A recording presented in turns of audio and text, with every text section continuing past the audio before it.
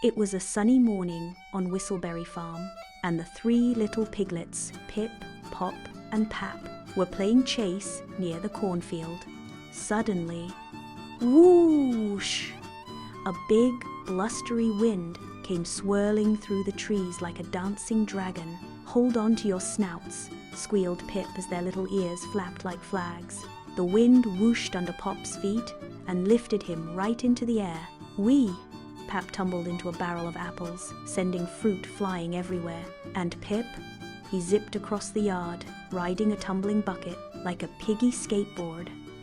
Leaves flew, hats twirled, and even Farmer Ned's scarecrow spun like a ballerina. "Is this a tornado or a tickle?" giggled Pap as the wind tickled her toes. The wind blew them past mooing cows, sleepy sheep, and a very surprised goose until, just like that, it sighed a long, quiet sigh and floated away. The piglets plopped into a soft haystack, puffed and panting, their snouts full of laughter. "What was that?" asked Pop.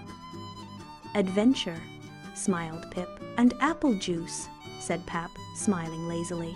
From that day on, every time the wind whispered through Whistleberry Farm, the piglets ran outside, just in case it came to play again. The end.